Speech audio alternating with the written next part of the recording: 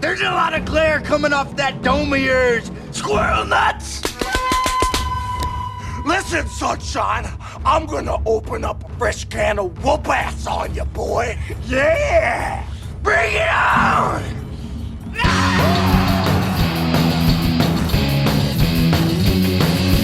Junk food supper. Junk food supper. Junk food supper. Junk food supper. Junk food supper. Junk food supper. Junk food supper. Junk food supper. Junk food Junk supper. food supper. Junk food supper. Junk food supper. Junk food supper. Welcome to Junk Food Supper. This is the podcast where each week we talk about movies, the weirdest and wackiest, perhaps. And we also talk about something else that's sort of adjacent to movies or TV. You know, it could be weird or wacky. We're not too sure yet. We're still figuring it out. This is episode number 3. I am Parker, joined by Sean Byron. How are you doing, Sean Byron? I'm feeling weird and wacky over here. I think are the only two adjectives to describe it properly, I guess. I think so. I mean, how else would you describe what we do? Yeah, I mean, it's pretty unusual, a little bit outlandish even. So that's how I'm Titillating? feeling. Well, let's not go too far. Have it your way. I would call it titillating. Okay, well, I've always said you're an easy man to titillate. You're prone to titillation. That's true. That is true. Yeah, that's what it says on your permanent record. Prone to titillation. It says it on my state ID as well. Sure. Cops yeah. know. Yeah, they have to. I mean, if the EMTs show up and they don't know that about you, look out. Getting titillated mid-ambulance ride? Nobody wants that. That's true. So, how are you this week? Getting into anything fun? Nothing quite as big as a WrestleMania. I guess, that's to be expected. Those things only come about, once a year or so, but... Twice a year, really, because it's 2 nights. Yeah, twice a year, and that's Once probably every too 6 much. But we did have a 5-year anniversary show for Squad Melt this past week. So this past Wednesday, hit the freeway, headed out to Los Feliz, and went to that world famous sidewalk with the Charlie Chaplin mural, where I got to enjoy a couple hours of outdoor comedy, which was fun. Yeah, the Squat Melt, is that affiliated in any way with the other melts that go on? Like, I was flipping through the channels the other day, and there's a Comedy Central show called The Melt, which I think is like maybe an offshoot of like Nerd Melt. Was that a thing? Like, are all these things sort of adjacent to each other? I didn't know about The Melt, but basically the reason that Squat Melt exists is that there used to be, the Nerd Melt theater at the Meltdown Comics on Sunset Boulevard. And Howard Kramer did a lot of shows there, and it was just kind of a cool place to hang out. And then when that closed, he just moved his shows to the parking lot behind the Nerd Melt Theater, even though the theater was permanently closed. And so that's how Squad Melt was born. So this is The Melt. I don't know. I guess it shares a similar lineage to Squad Melt in that way.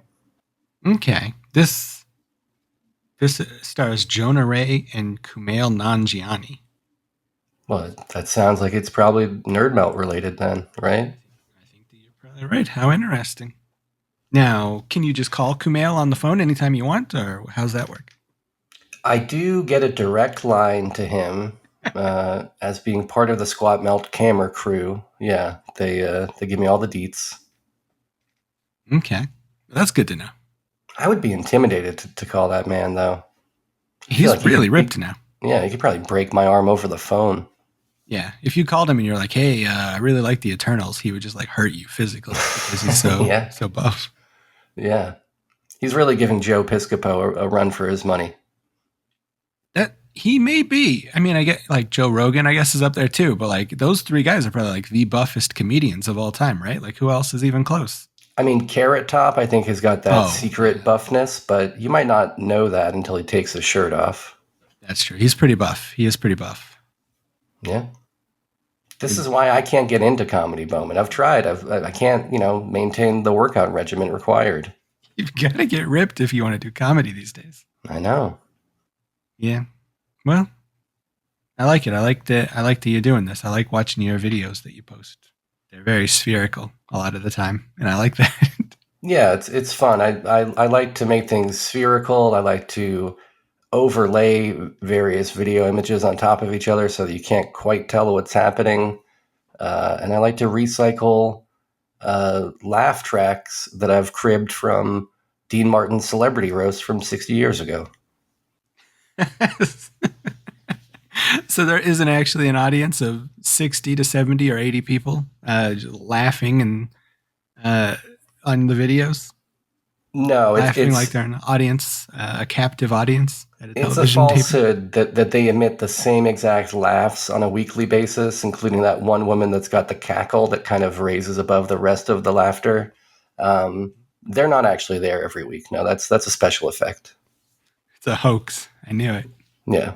We did get about, 15 to 20 people in the audience this past week, which is pretty good for a recent squat melt because post-pandemic, it's been tough to get people to come out, honestly. Yeah, I would imagine. Like after 2 years of sitting in your house, like you got to have something like real titillating and tantalizing to get people out of the house. Like people just aren't going back. Like I think we're gonna have to wait a whole nother generation for people who are like super into going outside again. We all just got too used to it. Like we just love it too much. I feel like, the big events are still pulling, like WrestleManias and things like this. People want to make a big production out of every time they go out of the house. But those kind of casual hangs where it's like, oh, yeah, I'm going to walk down the sidewalk, grab a taco, watch an hour and a half of comedy or whatever, and keep walking. Nobody's living that lifestyle no more. The kids today don't know about casual sidewalk taco comedy hangs. You know what I mean? It's true. It's from a bygone era. Yeah. Oh, well. How was your bygone week? I just stayed inside. I wasn't getting any tacos on the sidewalk or anything like that. I started playing this new game. Oh, it's not very new, but like it was new to me. It's called Star Wars Jedi Fallen Order. It's all the rage. Kids are playing this. It was a horse shit. Like everybody loves this game. Everybody was telling me, oh, you got to play this game. It's like Dark Souls. And that's all you got to do to like sell me on a video game is tell me it's like Dark Souls. What is Dark Souls like? Dark Souls is like insanely hard.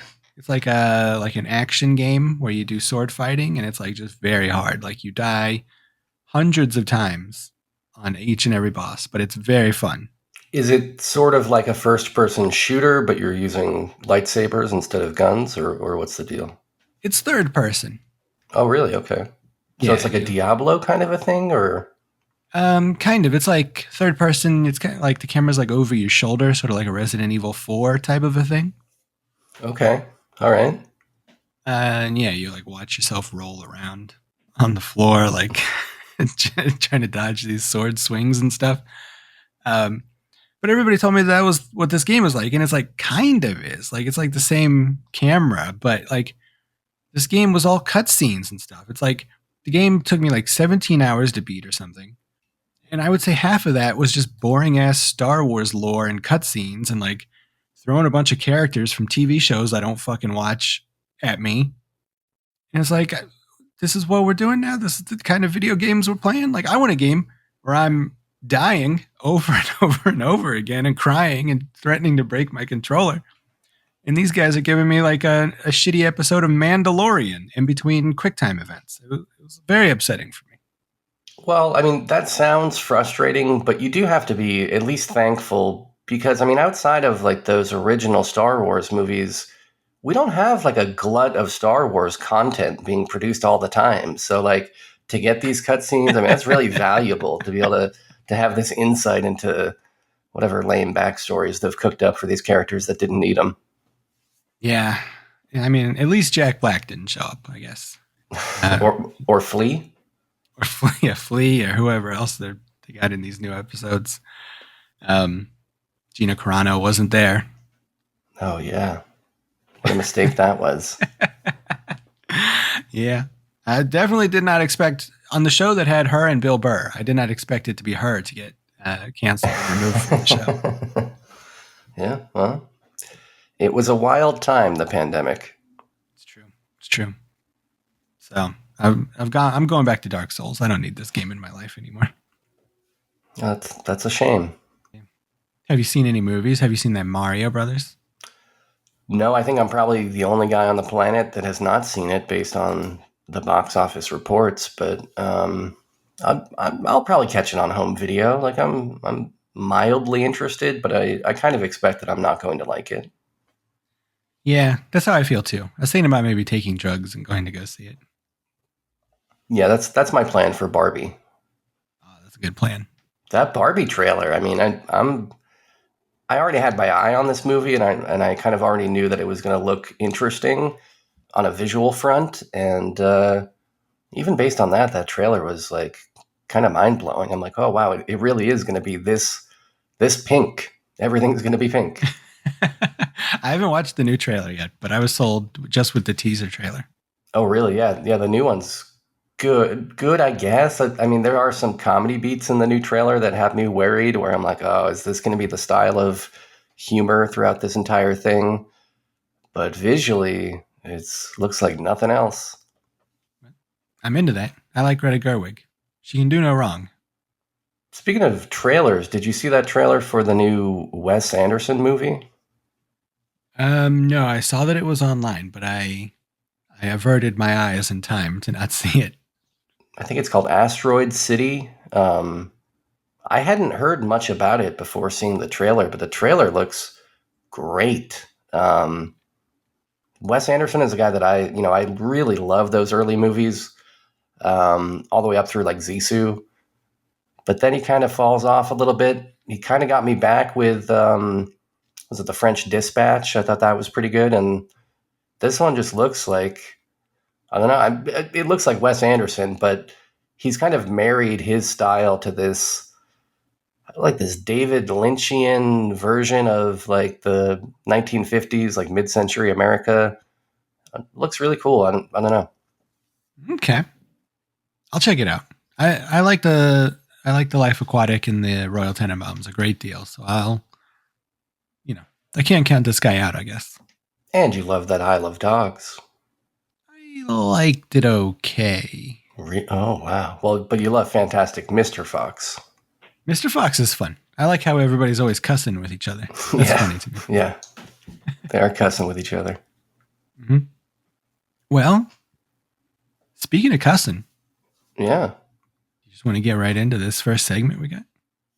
I guess so, yeah. So, speaking of cussing, as you so elegantly transitioned us, I guess we're going to be cussing about our favorite world title belts, or I guess any title belts in wrestling history. So, hopefully last week's endless segments on pro wrestling weren't enough to dissuade you. Hopefully you're still with us, and hopefully you'll put up with just a couple more wrestling-related segments before, who knows, maybe this podcast might just turn into a wrestling podcast, or maybe next week we might transition away. But for the subject this week, we're thinking Bowman and I are going to be talking about our top 3 favorite and least favorite title belts in wrestling history. And I think that this can be looked at in a couple of ways. Like there's the title belt as a physical object, that you can hold in your hand, that is designed a certain way, that looks a certain way, that represents maybe a certain era. And I think that's a valid way to look at this. And then also, of course, there is the championship that belt represents. So in some cases, there are some championships that were only represented for a short time with one physical belt. And other times, you got world titles that stretch across multiple decades that, have had many designs throughout history. And I think, so we'll be considering all of that with our picks here. And I guess we can just get right into it. And unless you have any general thoughts on wrestling belts, like, is this something that you care about? Do you own any belts? Have you ever purchased a replica belt? I see a lot of these fans these days lugging these replica belts around to shows, which seems like a lot of effort, but they seem to be having fun. No, I don't have any belts. I do see a lot of them. Like anytime I go to a wrestling show, there's always like a guy with at least, one. The guys who have like 3 belts on them are the guys I just do not understand. Like, I can understand, like, you're at the wrestling show, you buy the belt if you're into that, you put it on for the rest of the show. Like, that's just fun, I guess. Like, it's not my kind of fun, but I get why it's fun for other people. But like the guys who are like coming in with their own belts or like buying 3 belts and just draping them all over. It's like, come on, that's too much. You're going too crazy. They got the custom name plates on their belts. Mm-hmm. That's too much. Yeah. So I don't have those, but I do like belts. I think it's, it's like a good thing. Like it's like a good MacGuffin, I guess, for wrestling. It's everybody wants one. It's like physical, so you can throw them around or hit a guy with them. Like it's just like the perfect MacGuffin for wrestling. Yeah, and I mean, if you get a trophy as a champion, it's not like you're going to be looking cool walking around town with a trophy. But I always loved that image that would be sold to us as kids of like the world champion out in the world traveling with his belt. I would imagine Ric Flair at a Waffle House, with the belt draped across his shoulder or whatever. And that image always just seems so cool to me that it's like, yeah, this guy he's the man, and you know it because he's got the belt no matter where the hell he is. Yeah, that's the way they used to do it. I don't know if these guys travel around with their belts. Like I think once like the show's over, like Vince McMahon puts the belt in like a briefcase or something and just packs it up like with all the other equipment maybe now. Yeah, it used to be, like if you saw, like you said, Ric Flair, Waffle House, like he had his belt. Like he wanted everybody to know that he was there with the belt. He's the champion.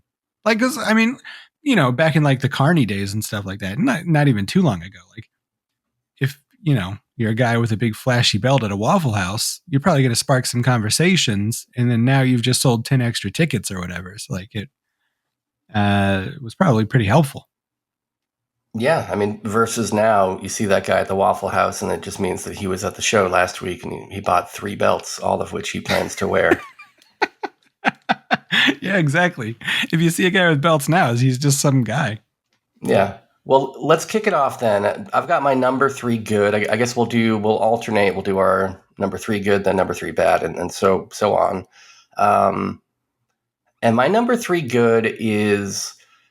it's a championship that I can't claim that I have any like personal firsthand experience with. I didn't wrestle for it, never competed for this title. And I don't even know that I've seen a match in which this title was defended.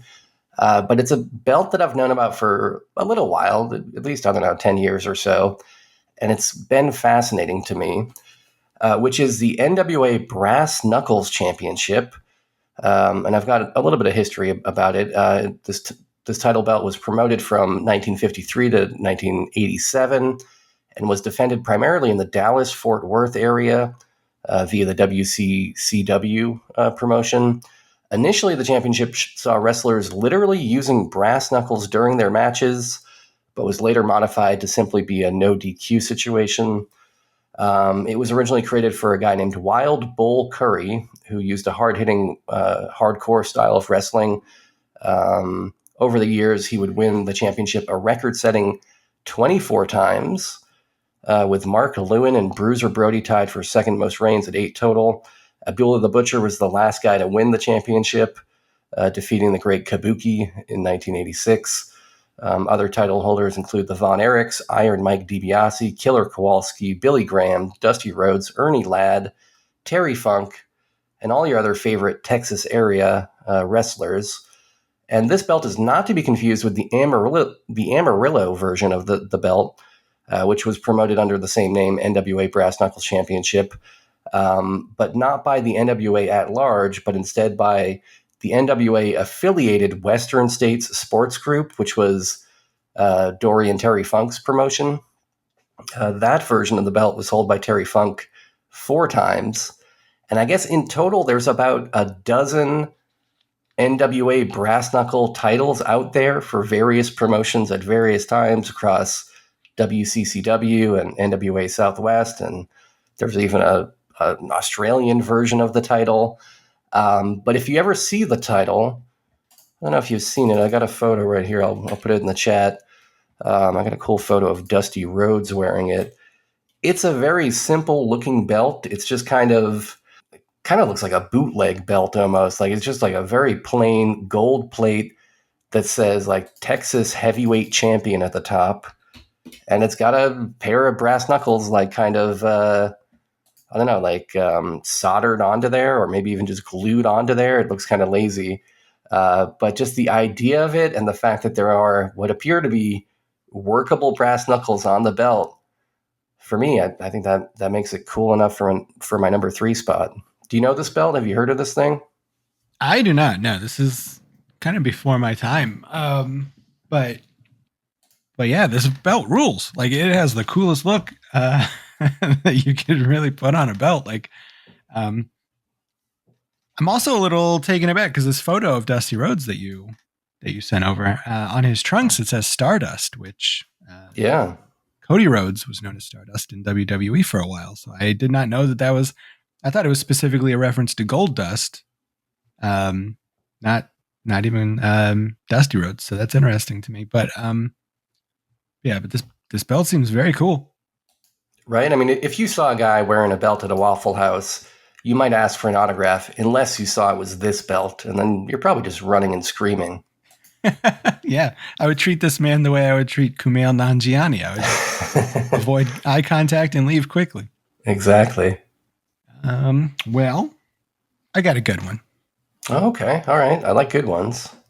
I'm going to preface this by saying these are pretty much all basic bitch picks. Yeah. That's the case for me, other than this cool brass knuckles one that I remembered existed. Okay.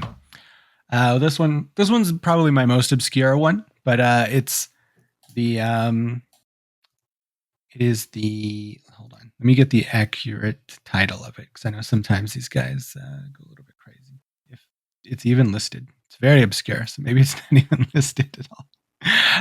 Well, it's the Wrestling Society X Championship belt. Wrestling Society X was a short-lived wrestling show that came on MTV from January 30th, 2007 to March 14th, 2007. And by the end, the last episode wasn't even aired. And the second to last couple of episodes didn't air until like 12:30 in the morning or 1 in the morning. And they got 300,000 viewers. Very embarrassing. But it was a really cool show. Like, it was kind of like the... it was like, in MTV's like Extreme Days, or kind of like seemed like a holdover from those times, even though it like came out in 2007. So maybe it shouldn't have been so extreme anymore, but it was like, kind of a precursor to what Lucha Underground would become in a way, like where it was like MTV rented out like a warehouse in LA and they just put on like these impromptu shows and they just gathered up locals to fill the 3 rows of stands. And they got a lot of interesting people to wrestle, but they also added in a bunch of like real goofy stuff, like special effects and stuff. Like a guy would get chokeslammed off a ladder, and then there would be like big explosions, and on top of the big explosions, which were like probably real there in the moment, like they would also add like super effects or special effects, like superimposed over the show too, to make it look like corny and cheesy and weird. And you like that about this, or? I do, because it's okay. I've never seen anything else like it. Because like it was a mix of really good wrestling. Like it had like there was like a ton of super good wrestlers on the show, like Vampiro, and Seth Rollins was there before he was a star. Teddy Hart was there. Matt Sydal, Human Tornado, one of my favorite wrestlers ever. So it was like really good wrestling, but then they would have corny stuff like the explosions, and then corny, like Good Charlotte would play in the middle of the show, and like crappy bands. 3-6 Mafia was on one, Pitbull. But anyway, so they only had one belt because it was a half an hour show and only lasted 10 episodes. And Ricky Banderas was the longest title holder, who I think went on to be involved in like Lucha Underground and stuff. He was Mil Muertes. Yeah, I think in Lucha Underground. But I really like this show. I think it's super fun. I've got it on DVD. I made Kevin watch it. He says he likes it. It's silly. It's very silly stuff. So no. Oh my god. Didn't sound like he liked it. He loved it. In Japan, it's common to to like this show. He said he told Again, me. in Japan, that's, kind of common.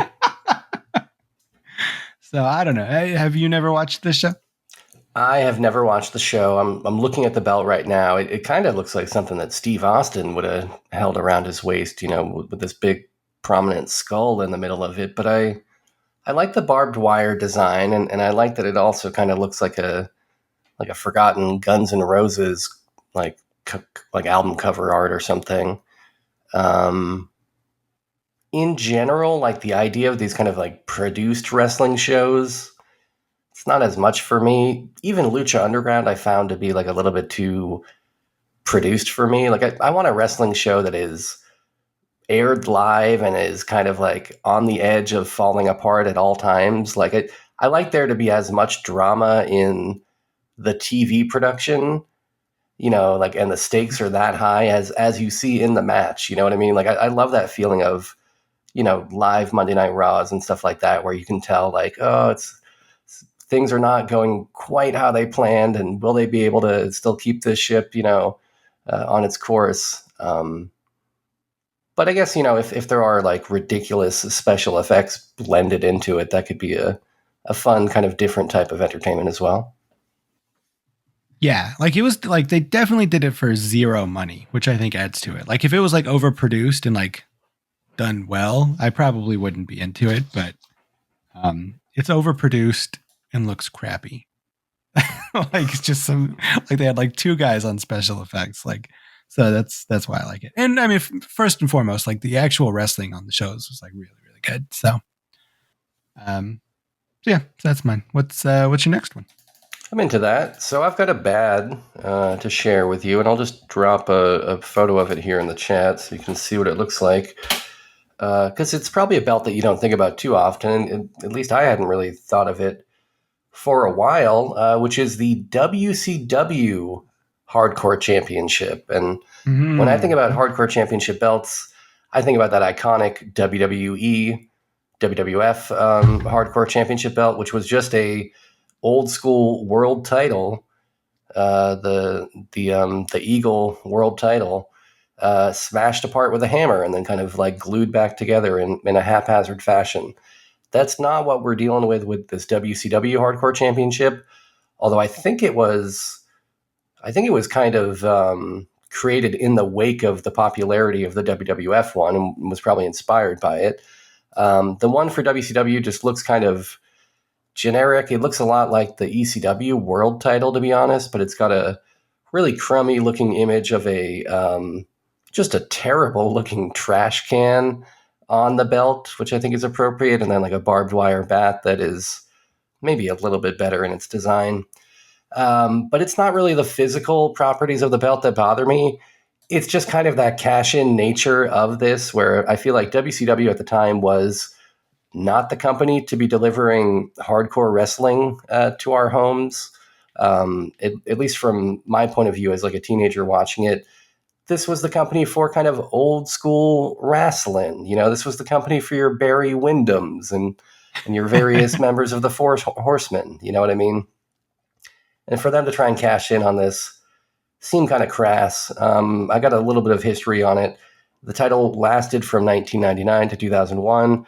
The first champion on this belt was Norman Smiley, of all guys, was the first hardcore champion who defeated Brian Knobbs in Toronto at the WCW pay-per-view Mayhem. The other notable champions are Three Count, who were a three-man tag group who won and defended the belt as a trio, which I don't even remember how the hell that worked, but I guess it did. And Terry Funk, who was a two-time champion with the belt until he was defeated by Eric Bischoff on a WCW Monday Nitro. So Bischoff would become one of the final hardcore champions, which of course that makes a ton of sense. In the year 2000, as part of a storyline where he renamed singles titles that he had won, Lance Storm won the hardcore championship. And as he had done with the cruiserweight and US titles, which he had renamed to the 100 kilos and under and Canadian championships. I forgot about that. That's kind of funny. He changed the name of this belt to the Saskatchewan Hardcore International title, or SHIT for short.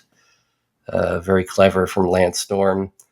The belt was, I guess, the final hardcore champion was in WCW was Meng, who defeated Crowbar and reigning champ Terry Funk at WCW Sin in 2001. And then I guess the belt was eventually presented to the Barbarian by Meng as a gift at a independent wrestling event.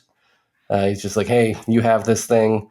At some point, it made its way back to Stamford, Connecticut, and it is rumored to be currently on display in some sort of a trophy room in Stamford. Anyways, this was one of the many things that WCW tried in the late 90s to early 2000s. Like, they had a lot of ideas. They were always trying something. And much like most of them, this was a huge failure. But do you remember this? You remember Norman Smiley defending this belt of all people? I do, fondly. I was not a WCW guy at all. I was a WWE's man during the Monday Night Wars. But there was one guy I liked on WCW, and it was Norman Smiley. Oh, you loved his little underwears. I loved the underwear. I loved the big wiggle. I love that he would fight for this belt because, like, his whole thing was that he was not a hardcore guy, but he got roped into this hardcore division. So he would come out wearing like football pads and like a helmet, and like he would get the shit kicked out of him, but then he would like accidentally win somehow.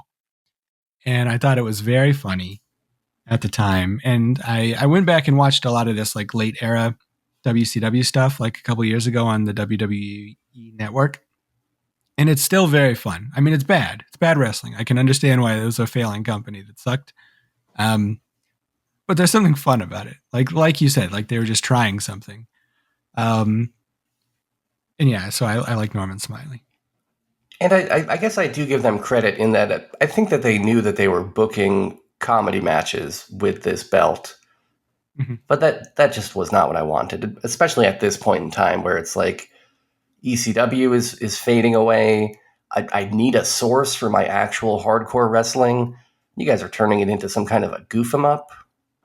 Yeah, they were very condescending toward that whole scene because like they hired Sandman around this time and they changed his name to Hardcore Hack. Oh yeah, I forgot about that. I didn't understand that play on words at the time, but yeah, like just hire a guy and then just insult him. Like. It's a big power move, I guess, but yeah, they didn't take any of that stuff seriously. Well, what is your number 3 bad? My number 3 bad. I'll put a picture of it in the chat. It actually doesn't look so bad. It looks pretty good, so that's not my issue with it. But it's the AEW TBS Championship. Whoa!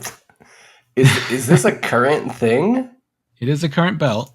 Wow, they really got that corporate logo on there.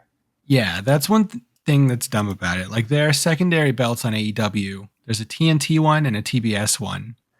So it's named after the channel it's on, which is dumb. I think there are Christmas trees on it, according to this picture on the side plates, which is kind of weird. But my main problem with this is that it's like a secondary women's title. Or at least that's the way it's presented. But it's currently held by Jade Cargill. She's the only person who's ever held it. She's held it since like January of last year. And like her whole thing is like, she's like kind of like Goldberg. Like she's undefeated. She's like 50 wins and 0 or something like that. And so she has this secondary title.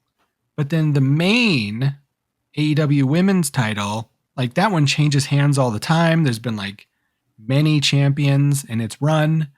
So I don't understand why the lady who is 50-0 has the secondary belt and why the main belt changes hands all the time. Like, it's just like, it just makes no sense. Like like AEW has way too many belts as it is.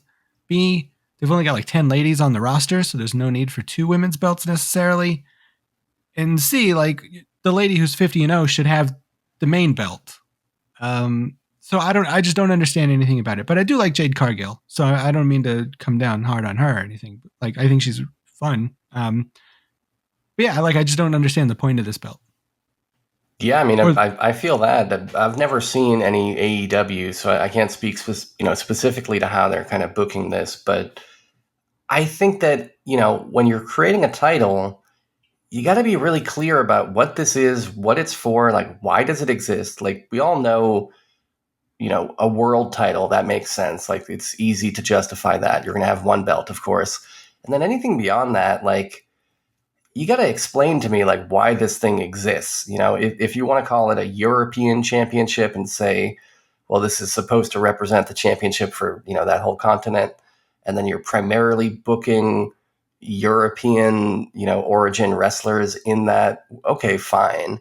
That can kind of make sense. Or, something like the hardcore title and there's stipulated rules, or the brass knuckles one, I guess, made sense at one point in time. But it's like, what the fuck? A TBS champion? Does that mean that she can only wrestle on TBS? She can't wrestle on a pay-per-view? Or what does that even mean?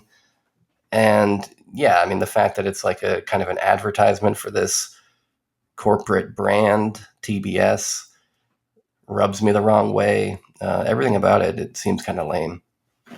Yeah. And like, if they ever like move channels or like lose their spot on TV, they'll have to rename it. And then like, they probably, if all of a sudden they're on, Comedy Central or whatever, like, then they're not even going to want to refer to the belt, like, because it's like competition. So it just seems dumb. But yeah, I would imagine that, if they moved to some other network, that potentially footage with this belt would even be like blurred out, Yeah.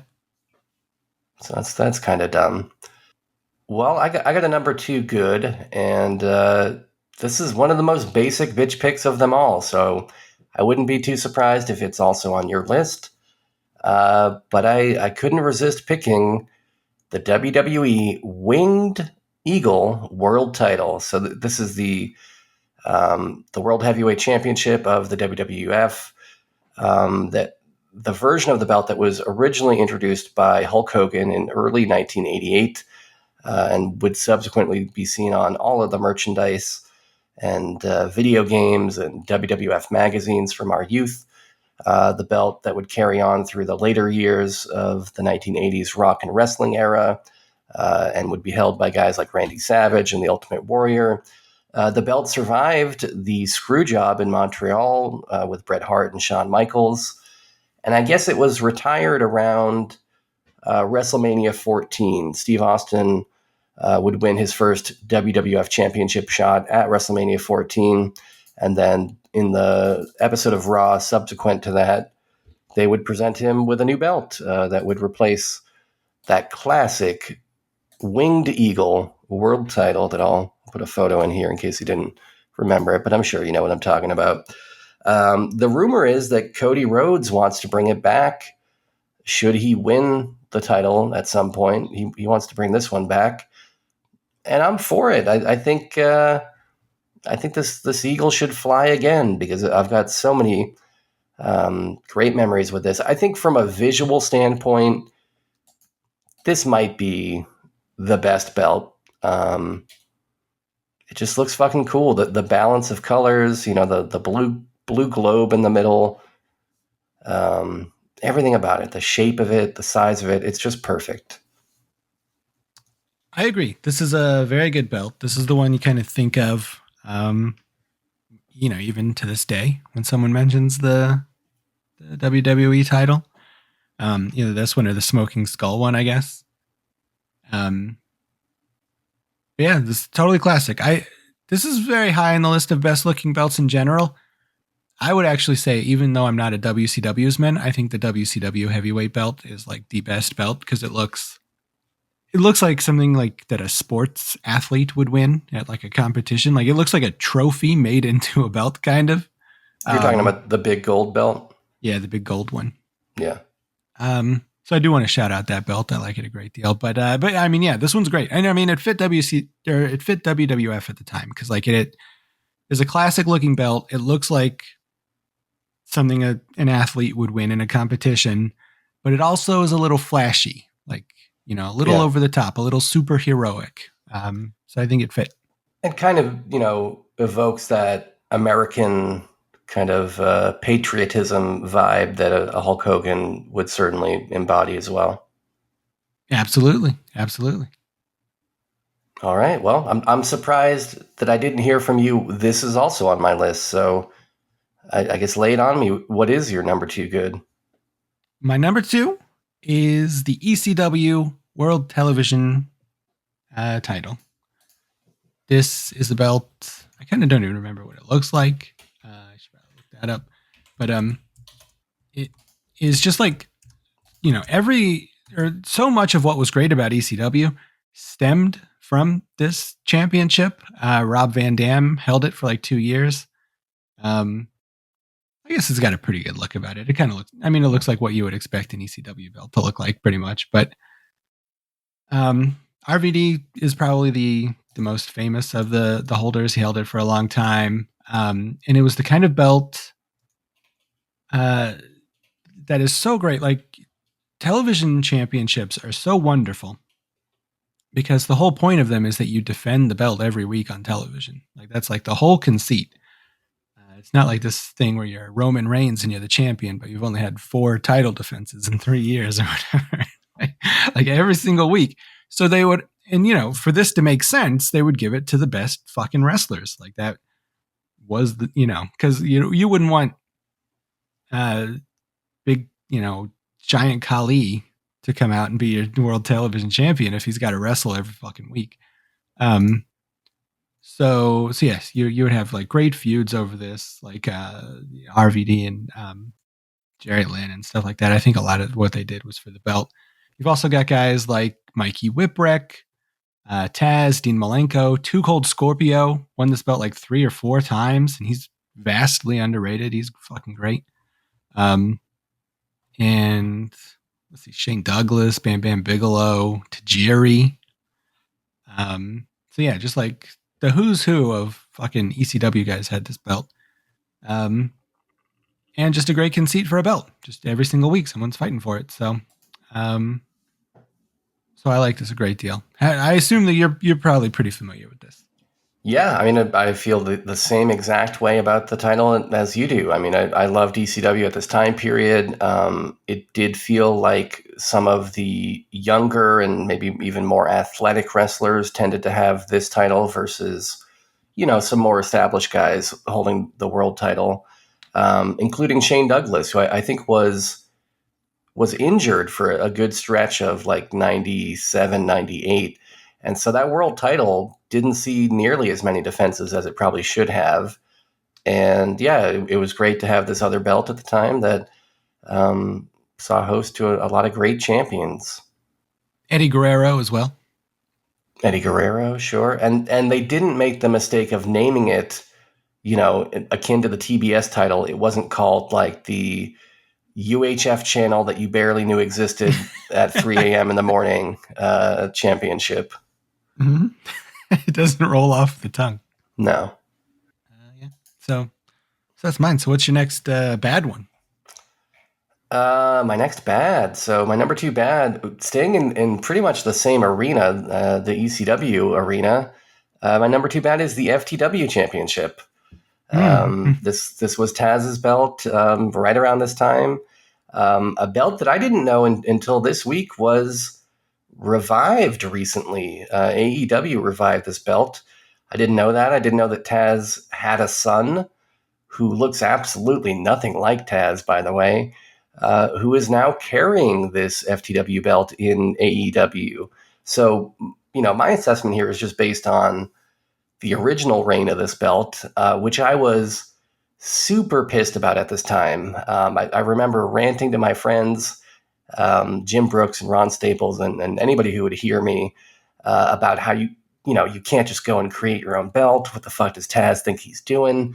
There already is a world title. You got to wait for Shane Douglas to answer your challenge and we'll have a main event, but you don't just go and create your own title. Like, this is fucking ridiculous. I guess looking at the history of it, it was only active for about 10 months, which seems crazy to me that it was not even a full year, because it seemed like such a large part of my life. But yeah, Taz announced the creation of the FTW Heavyweight Championship in May '98 at ECW's It Ain't Seinfeld event, which just wanted to pause there for a minute to remind the world that one of ECW's pay-per-views is called It Ain't Seinfeld. He then dropped it to Sabu in December of '98 at an ECW Arena TV taping. Then he would go on to win Shane's World Championship in January at Guilty as Charged. And then finally, in March of '99, Taz would challenge Sabu to get his FTW belt back with his new world title on the line. And then after winning, Taz would retire that FTW belt. The first design is just the TV belt with the TV title part covered up with some gold tape that says FTW and an orange strap.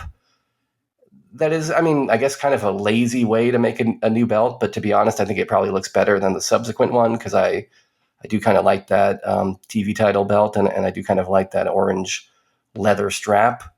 Later on, they would make a real belt for it, and I feel like it's pretty generic and dumb looking. I don't like this font that they used for FTW. I don't like the cheap-looking middle finger graphic that's on the belt. The whole thing just looks kind of dumb.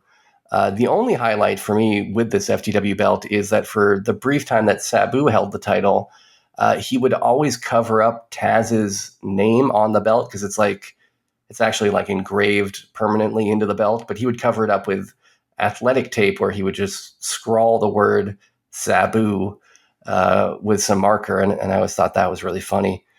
But yeah, it pissed me off so much when this motherfucker Taz would come out, a guy who I liked up until that point, but him adopting this belt for me was like the biggest heel turn where I'm like, that's not how wrestling works, you idiot. Did you have that kind of reaction or what? Yeah, I didn't really understand it. I never understand when guys do this. Like Ted DiBiase would do that with the $1 Million Championship too. And it's like, as a kid, it was just confusing. It's like, well, he's got this belt. Like, is he going to wrestle for it? Or like, how did he get it? Like, is it a real thing? Like, and you know, with Ted DiBiase, like that was like the joke of it is like that he's a rich guy who just made his own belt. And with Taz, like it makes less sense. Like, it's just like, well, if you're like the toughest man alive, the human suplex machine, like you should just have a real belt, dude. Like, why are you making things up? Yeah, or you shouldn't care so much. You know what I mean? Like, just go in and win matches. Like, who fucking cares? Yeah, it always irked me. Yeah. Have you seen this new FTW belt be defended?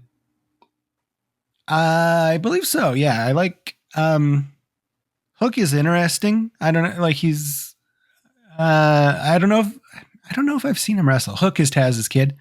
I've seen a lot of his skits and stuff with Danhausen. Like he used to hang out with Danhausen a lot. Do you know who that guy is? I don't. He's a wrestler whose whole thing is like he's kind of like a horror host. Like I think Kevin would really like him. He would probably be Kevin's favorite wrestler. Like he like just comes out and he talks in a weird voice and curses people. So it was like this comedy horror guy hanging out with like a guy who's essentially Taz. Like, he's got like the same Taz like persona. Basically, he's just like I'm gonna suplex you and break your neck kind of a guy. So, I liked their partnership, but I haven't seen too many of his actual matches. All right, fair enough. But, well, yeah, I'll have to check out that Sammy Terry-esque other guy. Danhausen, he's great. Danhausen, yeah. What about you for your number 2 bad belt? My number 2 bad one is kind of the polar opposite of my last one, and it's the WCW television champion. Okay, all right. So not to be confused with, this is not the cruiserweight belt. This is not the hardcore belt, but this is the TV belt. This is the TV belt. It's got a great lineage. It goes all the way back to the NWA Mid-Atlantic. Its first name was the NWA Mid-Atlantic Television Championship. You got guys like Ric Flair, Ivan Koloff, Steamboat, Greg Valentine's, all-time greats here having this. Piper, Roddy Piper, the greatest wrestler of all time, except for Mick Foley, I suppose. Lots of guys. Jimmy Valiant. Mr. Wrestling. He's got wrestling in his name. He held the belt. And then, it comes to WCW because WCW kind of like absorbed the NWA or whatever. And, it's fine for a while. Steamboat, William Regal has it a couple of times. DDP, Booker T, like a million times. Fit Finlay, Chris Benoit a few times. You did skip right over Larry Zbyszko, which, I mean, how rude of you. Fuck Larry Zbyszko. That guy's the worst fucking wrestler of all time. I hate that guy. But as a broadcaster, also bad. Yeah. So then you get to the year of 1999, the Vince Russo era of WCW that we've talked about previously, where everything was just kind of bad, and that we will talk about in the future. And Scott Hall has the belt. He wins it from Rick Steiner, and he abandons. This is why it's bad for me. After all this lineage, some of the greatest of all time, going back, 20 years at this point. Hall abandons the title by giving it to Kevin Nash, who then throws it in the trash. And then 4 months later on WCW Saturday Night, so not even Nitro and not even Thunder, Hacksaw Jim Duggan, who's, I believe his gimmick was that he was a custodian at the time. He finds the championship belt in the trash and he claims it for his own. So he becomes officially the final WCW World Television Champion after finding this in the trash. And then I think he held on to it for 54 entire days before the belt was deactivated. Forever. Well, I mean, if you're going to go out on a high note. Go out with the great hacksaw, Jim Duggan. Yeah. Go out being found in the trash. That's kind of how I want to go out, though, to be fair. I remember that incident. I remember Hacksaw finding this, and I remember it being thrown down in disrespect, kind of similar to the way that Shane Douglas threw down the NWA World Heavyweight title. I'm guessing that was probably the inspiration for that. Because WCW rarely had original ideas. I mean, they had plenty of ideas, but they were seemingly just cribbed from everywhere else with no rhyme or reason. But outside of the unfitting end for this title, I don't know. Looking at this list of champions, I mean, this is kind of a who's who of great talent that was, on the roster of WCW throughout the 90s. So it's hard to say that this was a terrible title in that sense. What did it look like? I'm trying to remember what it looked like. That's a good question. Yeah, I mean, it looks kind of generic. Looks just like a IC belt, like the old IC belt for WWF. Oh yeah, pretty generic. It's fine though. I like these ones that are kind of generic. But yeah, I mean, all in all, taking its entire history into account, it's probably a fairly good belt.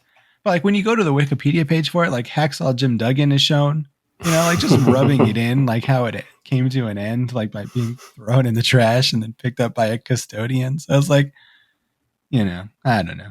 And it's not even the cool Hacksaw Duggan that you remember. This is the nearly 50-year-old version who probably should have wrapped it up, a decade before. Yeah. The guy who was out of shape in his prime. This is him 20 years past his prime. Exactly. So what's your, what are we at? Number one goods? Number one good. It's the aforementioned big gold belt, which I'm looking at this. Oh, okay. Yeah. Okay. I'm looking at this as the belt itself, in terms of what it represents. Well, I think it's represented too many things throughout history for me to even pin down, what that even means. If you look at the history for this belt, which is available on Wikipedia, on the page just called Big Gold Belt, which I think is cool that they got it. They landed that Wikipedia page. Congrats, guys. But if you look at the history, it is very confusing. I'll try to just do a brief rundown of what this belt was. That was around from 1986 to 2014, basically. But it was first introduced in 86 to replace the NWA World Heavyweight Championship belt that had been used since 73. That's the belt that you'll hear people call the 10 pounds of gold all the time. It's got that kind of domed globe on it.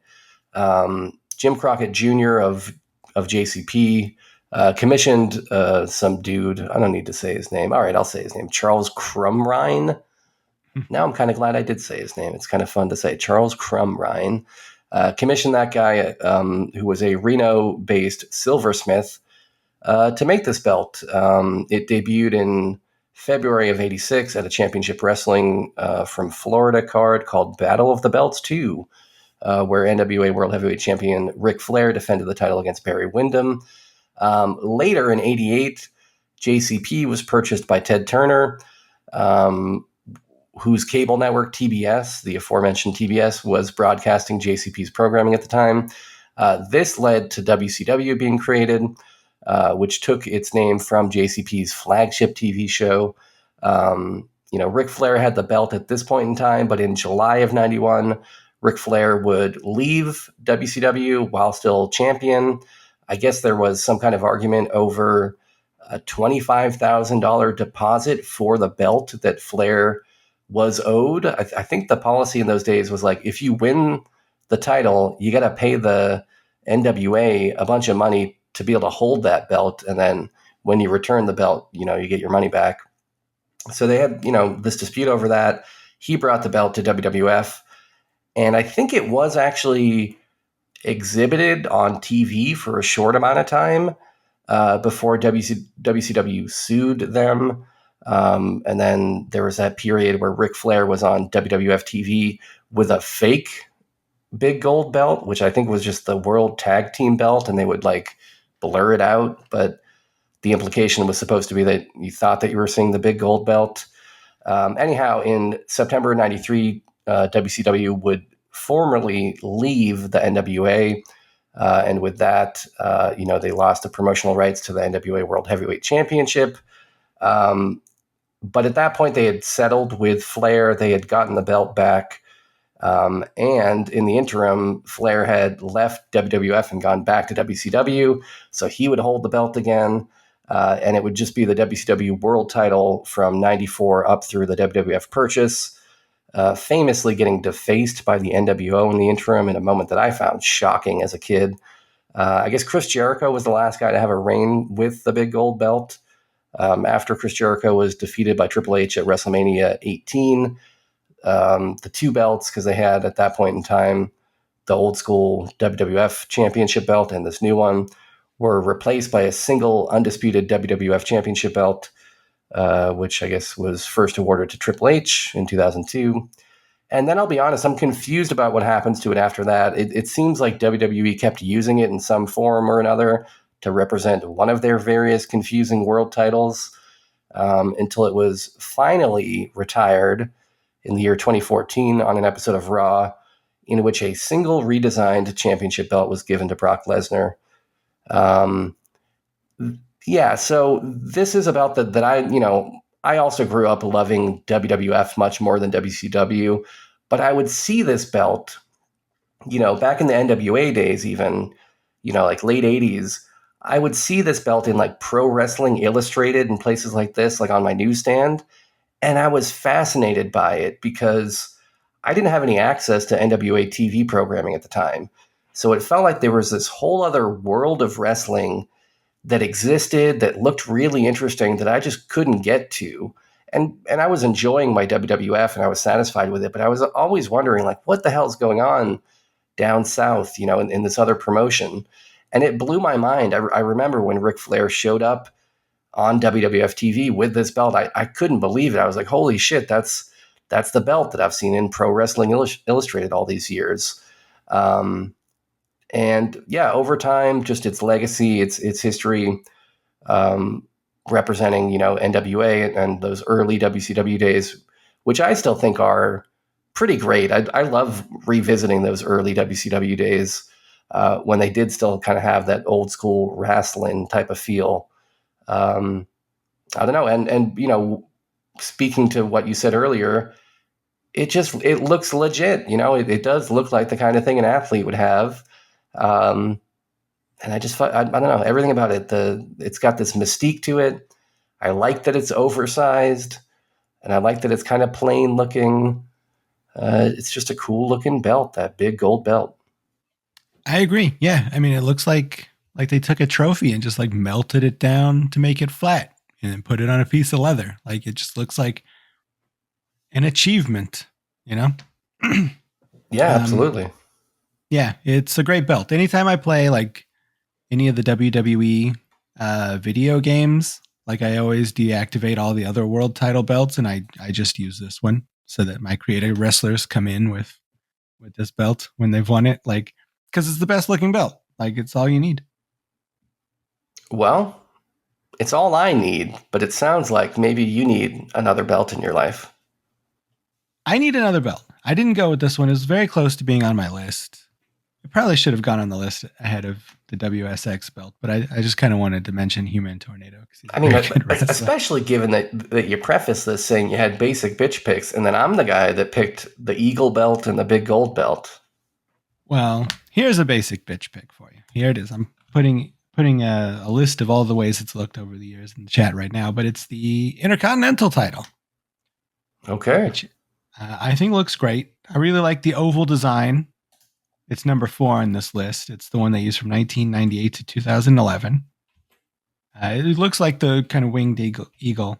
It's got that same sort of look to it. But I like pretty much all the looks that it's had. I mean, even like I think the WWE belts look like absolute dog shit today. But even the new IC belt that they have right now looks not so bad. And a lot of the old school ones look good. They had one with like a white strap for a long time that looked good. That was like when the Miz had it a lot. So I mean, yeah, I like all the iterations, but more than that, you know, watching WWE is always, you know, you got your Hulk Hogan's as the champion. Sometimes they get it right, and you know, Rock and Austin and Mankind are the champions. You know, your CM Punks and stuff like this. Like, but usually when you're watching, it's Hulk Hogan, it's John Cena, it's Batista, you know, Roman Reigns up until a year ago when he finally got good. It's losers that aren't fun to watch wrestle. So much like the ECW television title, the fun wrestlers had the Intercontinental belts. Some of the best wrestlers of all time. Shawn Michaels, Goldust, Jeff Hardy, who's on this list, holding the belt. Your Honky Tonk Mans. Of course, Honky Tonk Man. One of the best to ever do it. Roddy Piper, Bret Hart, I guess, if you're into that kind of boring ass shit. He had the belt a lot. You know, I think Steamboat, Miz, fun guys to watch. I mean, Miz isn't the best wrestler, but he's fun at making fun of people. Yeah, I don't know, just like all, you know, RVD had this belt for a while. Kane, I think, had it a good deal. I like Kane a great deal. So I don't know, all the fun wrestlers would have this belt, like all the guys who were good at what they were up to. And it resulted in a lot of great feuds, like Rock and Austin, and you know, and etc. So this is a great belt. This is the good one. It's kind of a shame. I think that the first holder of this belt might be a bit of a Justin Roiland, a bit of a sex pest, which kind of mars it a little bit, but that's fine. You know, it was a different time. You could put a belt on a guy like that, I guess, back then. And yeah, I don't know. This is just like a great belt. Like this is always like the, you know, up until recently, like this was the one when you turned on WWE, this is the belt you would probably be watching for because the best wrestlers were involved with its matches. So this is the one, and it looks good. So I don't know. What do you think about this one? Yeah, I mean, I grew up, you know, watching a lot of matches revolving around this belt for sure. I enjoyed many of them. I think it probably was like the Honky Tonk Man's run that I remember most fondly, you know, and it probably wasn't such that I was a huge fan of Honky Tonk Man, although he was fine. I love that Mouth of the South Jimmy Hart, and so to see him on my TV, you know, alongside Honky Tonk Man in that era was always fun. I'm kind of surprised looking now at the list of title reigns for this that Piper's reign was so short, 77 days in 1992. In my memory, he had a nice long run of it, but I guess things get kind of compressed over time, and these things that seemed, as a child, like they lasted forever, in fact, were just kind of short runs. But yeah, solid pick for sure. I like the design of it from that era, from the early 90s, when it's kind of like the more rectangular version of it. But I do love what this title represents. It's kind of lame now in this like brand split era that this is a SmackDown only title, I think, which we got to get rid of this brand split that doesn't even mean anything anymore. Yeah, I don't know. I mean, splitting the Intercontinental and the US championships, I think, is fine, but like, yeah, having two different world champions is the stupidest fucking shit. It like makes no sense. You can't have two of the best. I think probably the best configuration is you got a world title, you got an IC title, and you got a TV title. And I think they rank in that level of importance, where the IC is like a little bit more higher end than the TV title, which should be defended every week, like you're saying. Yeah. Also, Johnny Nitro had this Intercontinental belt, and he's the greatest wrestler of all time. So. Sure, of course. Just want to point him out. The Mountie had it as well. If we're talking great wrestlers. You're trying to lump Johnny Nitro in with the Mountie? Yeah, who won it at a house show. That's always a good sign when you win a belt at a house show. True. All right, so I think we're moving on to bads, right? Number one bads? Yeah. Well, my number one least favorite is the current WWE Universal Championship, which is that big, ugly belt that looks kind of like, I don't know, like something you would get at Claire's Boutique or something. Like it's got all these fake diamonds on it and just looks very feminine, which, I mean, it's not necessarily something that is a bad thing, but it's a kind of a weird, I don't know, it's a weird look for a men's world title, I think. Effectively, there are kind of two of these because the WWE Championship belt, which was introduced in 2014, looks exactly the same as this Universal Championship that was introduced in 2020. But I hate the Universal one more, I guess, just because it has no actual lineage, unlike the other belt. And I feel like WWE loves to talk about how Roman Reigns has the longest reign for the Universal Championship and all this stuff, which I think if you're just a casual fan, probably sounds kind of impressive. Like, oh, the longest reign for this title. But you're talking about a belt that's only been held by 7 other guys in history. I mean, it's a belt that's only been around since mid-2016. So it's not like there's really any history here. I guess they named the belt in honor of WWE's fans, who they refer to as the WWE Universe, which, man, that is something that has happened in the past 20 years that I wish I could turn the clock back on and get back to the point in time when we just called them fans, like normal people would, instead of creating all these weird kind of cult-like code words. But they named it after the fans. It was first awarded at SummerSlam 2016 as the top title of the Raw brand. The live SummerSlam audience in Brooklyn gave derisive chants, including "This belt sucks," an assessment which New England Sports Network reporters agreed with. That site's Ricky Doyle wrote that the crowd response turned what should have been a landmark moment for the company into an awkward experience. Seth Rollins chastised the SummerSlam crowd's reaction, writing on Twitter, "More important than a title's appearance is what it represents for the men fighting over it. You really let me down tonight, Brooklyn." Even Mick Foley chimed in, saying effectively, that he recalled being presented with the Hardcore Championship, which was a belt made of broken metal pieces held together by duct tape, but challengers mean something by busting their asses. What else about this? I guess this used to be a Raw title, but in 2019 at the Crown Jewel event, something happened, which I don't know what the hell happened, but something happened that caused the Universal and WWE Championships to switch brands. But other than that, it's pretty much looked the same since it was introduced around 2016. Same ugly diamonds, same dumb oblong shape that always seems to be difficult for wrestlers to balance properly on their shoulders. And every time I see either one of these two current belts, I'm just counting down the days. Like, when will this please be redesigned into something that looks like a belt? Like, these are the only two belts in history, I think, that don't look at all like championship belts. Even any of the worst ones, before these still looked like belts, but these, I don't even know what the hell they are. Do you hate these as much as I hate these stupid fucking belts? Yeah, these are my number one as well. Of course. Thank God. They're so ugly. Like, they look like toys. Like, they don't. Yeah. They're the complete opposite of the big gold belt. Like, they don't look like an achievement. They don't look like anything that relates to sports in any way or athletics in any way. They just look like, giant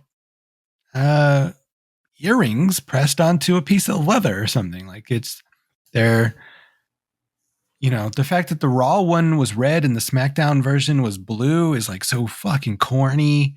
And it's just a big corporate logo. It's just the big WWE logo on the front. Like, it doesn't feel like a championship. It just feels like, a corny ass thing that someone put together in an afternoon and was like, here, you're the champion. Take this down to the ring, kind of a thing. And certainly not the kind of object that you would feel would do a great amount of damage were you to like smash it into some guy's face, when the ref's not looking. It looks ridiculous whenever they use it for that purpose. Yeah, it doesn't look like a menacing weapon the way that like a big plate of gold does. Yeah. And it has hardly any brass knuckles affixed to the front of it either, Mm-hmm. It could use some of those. Yeah. Or a nice side plate with somebody flipping the bird, something like that. Anything. Mm-hmm. Well, maybe in 20 years we'll have a hardcore belt that's a broken up version of this, and I welcome that day, because I want to see this thing smashed into a million pieces. Yeah, this belt's so bad that it makes me wish for a return to the spinner belt. Oh my God, that spun around. That's another low light that barely missed my list.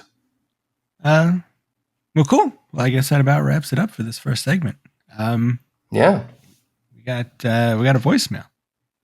Okay. I wonder if it will be about wrestling or not. But here it goes. Live from New York, it's Mr. Brian.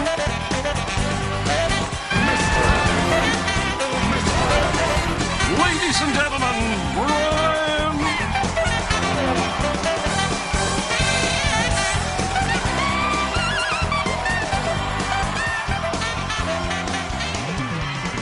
Junk food. Should I say junk food dinner or junk food supper now? I'm not too sure, so I think it's junk food supper. What is up, my friend? Mr. Brian calling in New York. I guess that's the first question. I should say junk food supper now when I call. Anyway, want to wish you good luck on the new gig. I am 1 episode and a half behind, so I haven't heard the premiere. But I'm playing catch up. Got a little busy. I have one question for each of you. Let's start with Mr. Sean Byron. Sean Byron was at SmackDown and WrestleMania. Was Sean Byron scouting his possible opponents for Money in the Bank, trying to see what he's up against, trying to get the edge? And another question is for Parker. Parker, if you were a robot and didn't know and I did, would you want me to tell you? Anyway, thanks for taking my call. Love the show as always. Hope everything is well with both of you. And please don't forget about Summer Spock. Peace. Thank you, Mr. Brian. I mean, is there any like kind of danger to being a robot? Like, is it like in Fallout where like, once you're like outed as a robot, like the townsfolk will come for you? Or like, if there's no danger involved, just let me live my life carefree, not knowing I'm a robot. But if there's some sort of danger or stigma attached to being a robot. I would rather know so I can prepare. I think that's a fair assessment of the risks involved. I mean, the question wasn't directed at me, so I'm not even going to attempt to answer it for myself, which is good because this is something that I've never considered in my life before. I think the question for me was whether or not I'm looking forward to facing Edge in a ladder match, and I think the answer is no. Of course not. Nobody wants to face Edge in a ladder match. That guy's one of the deadliest in the game when it comes to those. Send me a Crash Holly instead, please. Yeah, a Norman Smiley. Sure, yeah, Norman Smiley. I'll even take an Eric Bischoff. And also, to answer your question, feel free when you call. Just you can just still refer to us as Junk Food Dinner. We know who you're talking about. Yeah, I don't know. I don't see the problem with that. Yeah. I feel like the entire title of Junk Food Supper is Junk Food Dinner presents Junk Food Supper. So, it counts. I mean, we didn't even change, the name of the feed or the album cover art or whatever on the MP3 file. Like, we didn't put in the effort, so I don't expect you to put in the effort. Yeah. We should change the RSS feed. Like once a month, just change it back for a week to Junk Food Dinner and just really micromanage it. People are going to have to scroll to a completely different place in their podcast library to find us, though. When the name changes like that, it's going to re-alphabetize everything. It's true. Well, thank you again for that voicemail. If anybody else out there wants to give us some voicemails, feel free to do so. 347-746-JUNK. That's 347-746-5865. Kevin will be on next week. So if you have any questions specifically for Kevin, what things about him being a robot or, reasons you might want him to come over. Ha! Kevin, please come over for gay sex. Okay, we're back. Anything like that. Now's the time. When you hear this, call in and Kevin will be able to answer fully. So I think we're going to take a quick break. And when we come back, we are going to be talking about our movie for the evening, Ready to Rumble from 2000. So I hope you're not sick of wrestling yet. Very nice. Buenos nachos. Gory, I didn't know you spoke Spanish. Are you fluent? No. I feel fine. Gordy and Sean had dead-end jobs. People always said I was a dreamer, an idiot, and a waste of life, and I will never amount to anything. Hit me, baby, one more time. No luck with the ladies. Brittany, let's go out again. We'll talk about me and you. Dude, you're in there. And no one to look up to. Freeze! Your sister shot her first perp today. That's nice, Gammy. But at least they had a hero. Jimmy King is the greatest wrestler of all time. Wrestling's fake. Wrestling's not fake! Down goes Jimmy King! Oh my God, a four-post massacre! No one can survive this! This isn't even a pay-per-view! Damn it! Damn it! Damn it! We made it! We're live! Would that be raw sewage I'm smelling? I kind of always like that smell. Now these dreamers Me and my associate, we're on a quest to find King. It's him! King! will go to any lengths Please crowd out! Oh, that was great! and do whatever it takes We got a friend. He's gonna get you a trainer. Everybody knows wrestling's fake. to put their king Do I feel fine? back on his throne. Any match, anytime. The steel cage. Steel cage wins. Whoa! It's done. Bring it on!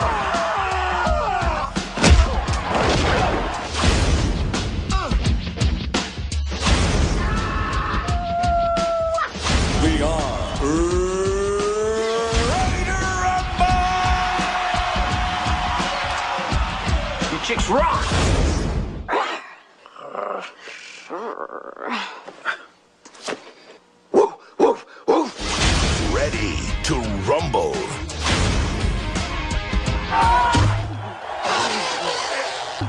Welcome back to Junk Fod Supper. The movie tonight is Ready to Rumble from 2000. This is a movie that I wanted to watch because it's very interesting in a meta sort of way. I didn't necessarily remember the movie. I thought it would be fun. Movies about wrestling are usually fun in some way. So I thought after all that Andy Kaufman talk, it might be good to go a different way with a wrestling movie. This is a film that is written by Stephen Brill, who's most well known for the Mighty Ducks movies and Little Nicky. Adam Sandler movie, classic films. Directed by Brian Robbins, who is the guy from Head of the Class. He directed a bunch of horse shit, but he also directed Good Burger, which is a classic film. But a bunch of horse shit. Yeah. We got Meet Dave. Norbit, Meet Dave, and 1,000 Words. The 1-2-3 punch that nearly killed Eddie Murphy. Yeah. And the Shaggy Dog remake.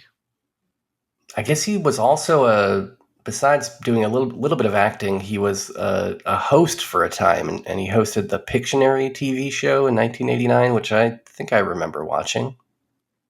I think, I probably watched that. I think he also, he might have, I think he did work on like Nickelodeon, with the guy who is like a big foot fetish freak, like Dan Schneider. I think they're like dudes together, maybe. I was kind of shocked to find out what this guy is up to now, because based on this movie, and then I went to IMDb and I saw, oh shit, this guy did Norbit and Meet Dave and the Shaggy Dog and all this garbage. I'm thinking this guy's probably homeless. Maybe he done a suicide by now. No, in September 2021, it was announced that he would replace the head of Paramount. He runs Paramount now. So oh my God. He's doing fine. Well, all right. I guess that's pretty interesting. Yeah, he did get his start he was a producer and writer and director on All That and Kenan and Kel and some of those early Nickelodeon shows that Dan Schneider is still a part of. So I guess that if those guys are friends, then I guess that explains, with him being the head of Paramount, why Dan Schneider, a noted super sex pest, still has a job. He also worked on the Fred movie from 2010. Another classic film that I love. Quite a feather in his cap. Yep. Imagine making the Fred movie and then getting the call that you're going to be the head of Paramount. Kind of explains a lot about our current culture, to be honest with you. Maybe so. So that's who directed this. It stars David Arquette and Scott Conn as two hateful, mentally unstable, deficient pieces of shit who really like wrestling, but seem to really hate gay people. They hate gay people so much. In fact, in my research, my patented research that we'll get into now, a scene was taken out of the theatrical cut of this when it went to VHS and DVD of like, there's the scene where they're getting a posse together to become wrestlers. And there's a guy who auditions by singing Oklahoma. Oh yeah. In the theatrical version, they tie him to a tree, but they took it out of home video because they thought that it would be seen as gay bashing, which of course it was. That's the joke. Yeah. So they didn't want anybody to get the joke, I guess, when it went to DVD. But I've got some other more lighthearted research here. David Arquette, as we'll probably talk about, he went to WCW in real life after this movie. We'll probably get into that a bit here because that's the only interesting thing about this movie. And the pay that he got for appearing on WCW, he donated to the family of Brian Pillman, who had recently died. Oh, that's cool. Yeah. I didn't know that. This movie, I think it's Warner Brothers who put this together, or I guess maybe Paramount, I forget. The research is not complete.